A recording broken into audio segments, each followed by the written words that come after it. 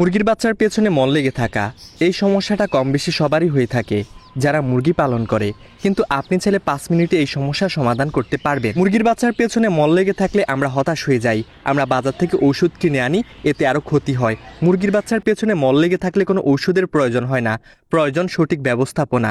আপনার কি কি ভুলের কারণে মুরগির বাচ্চার পেছনে মল লেগে থাকে এবং কি করলে আপনার মুরগির বাচ্চার এই সমস্যার সমাধান হয়ে যাবে, আজকের ভিডিওতে আলোচনা করব। গুরুত্বপূর্ণ ভিডিওটা না টেনে শেষ পর্যন্ত দেখুন, ইনশাল্লাহ হতাশ করব না। শুরু করা যাক মূল ভিডিও। প্রথমে আলোচনা করা যাক যেই কারণে মুরগির বাচ্চার পেছনে মল লেগে থাকে। অতিরিক্ত ঠান্ডা কিংবা অতিরিক্ত গরম আবহাওয়ার কারণে আপনার মুরগির বাচ্চার পেছনে মল লেগে থাকবে।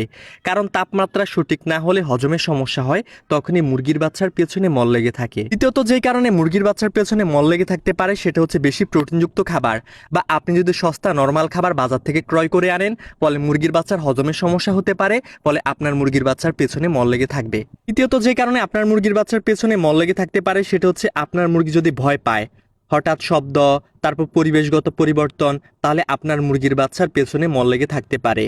চতুর্থত আপনার মুরগির বাচ্চা যেই কারণে মল লেগে থাকবে এবং যেই কারণে সবচেয়ে বেশি হয়ে থাকে সেটা হচ্ছে পানির সমস্যা। আপনি যদি মুরগির বাচ্চাকে ভালো মানের পানি না দিতে পারেন, আপনি যদি আপনার মুরগির বাচ্চাকে গভীর নলকূপের পানি না খাওয়াতে পারেন, তাহলে আপনার মুরগির হজমের সমস্যা হবে, ফলে আপনার মুরগির বাচ্চার পেছনে মল লেগে থাকবে। পর আপনার মুরগির বাচ্চা ভাইরাস বা ব্যাকটেরিয়া রোগে আক্রান্ত হলেও পেছনে মল লেগে থাকবে। কিন্তু বাচ্চা মুরগি সবচেয়ে বেশি যেই কারণে পেছনে মল লেগে থাকে সেটা হচ্ছে তাপজনিত সমস্যার কারণে। যদি বাচ্চা মুরগি অতিরিক্ত তাপ পায় তাহলে এই সমস্যা হবে, আবার যদি তাপমাত্রা কম হয় তাহলে এই সমস্যা হবে। মেইন সমস্যা হচ্ছে তাপ। বন্ধুরা, মুরগির বাচ্চার পেছনে মল লেগে থাকলে কোনো ওষুধের প্রয়োজন হয় না। আপনি কি করবেন, কি করলে আপনার মুরগির বাচ্চার পেছনে মল লেগে থাকবে না এবং কি আপনার মুরগির বাচ্চা সুস্থ থাকবে, ভালো থাকবে, সেটাই বলা যায়। প্রথমে হালকা কুসুম গরম পানিতে তুল বা নরম কাপড় ভিজিয়ে নিন, আস্তে আস্তে মলদার নরম করুন, সেই জায়গাটা পরিষ্কার করে দিন। কখনো জোরে টেনে খুলতে যাবেন না, এতে চামড়া ছিঁড়ে চলে আসতে পারে, কারণ বাচ্চা মুরগির চামড়া খুবই নরম। আপনি আস্তে আস্তে তুলো বা কাপড় ভিজিয়ে সেটা আস্তে আস্তে নরম করে তারপর তুলে নেবেন। যেহেতু তাপমাত্রার কারণেই প্রধানত এই সমস্যা হয়ে থাকে সঠিকভাবে তাপ না পেলে।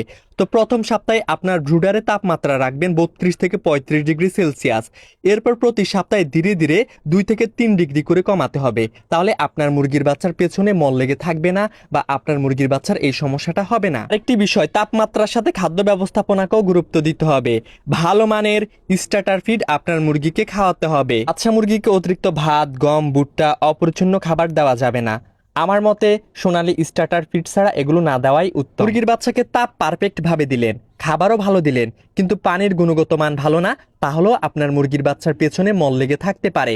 মুরগির বাচ্চাকে সুস্থ রাখতে, দ্রুত বড় করতে, মুরগির বাচ্চার পেছনে যেন মল না লেগে থাকে, তাহলে ভালো খাবার দিতে হবে, পারফেক্ট তাপ দিতে হবে, আর পানিরও গুণগত মান ভালো থাকতে হবে। বাচ্চা মুরগিকে পানির সাথে অল্প পরিমাণে ইলেকট্রোলাইট, গ্লুকোজ, স্যালাইন এগুলো দেবেন, তাহলে বাচ্চা মুরগি ভালো থাকবে, সুস্থ থাকবে। সবচেয়ে গুরুত্বপূর্ণ বিষয় হচ্ছে আপনার মুরগির বাচ্চাকে যেখানে রাখবেন, যেখানে ব্রুডিং করবেন, সেই জায়গাটা শুকনো হতে হবে, পরিষ্কার বায়ু চলাচলের ব্যবস্থা থাকতে হবে।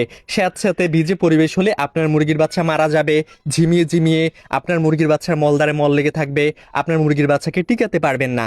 আর দুর্বল অসুস্থ বাচ্চাকে সুস্থ বাচ্চার সাথে রাখবেন না, যেগুলো দুর্বল হয়ে যাবে, অসুস্থ হয়ে যাবে, সেগুলোকে আলাদা করে রাখবেন। বন্ধুরা, সর্বশেষ একটা কথাই বলবো, মুরগির বাচ্চাকে ভালো রাখতে, মুরগির বাচ্চাকে সুস্থ রাখতে, মুরগির বাচ্চার পেছনে যেন মল না লেগে থাকে, ভালো মানের খাবার দিন, পারফেক্ট তাপ দিন, ব্রুডিং ব্যবস্থাপনা ভালো করুন, তাজা তাজা পানি দিন, প্রয়োজনীয় ওষুধসমূহ ব্যবহার করুন।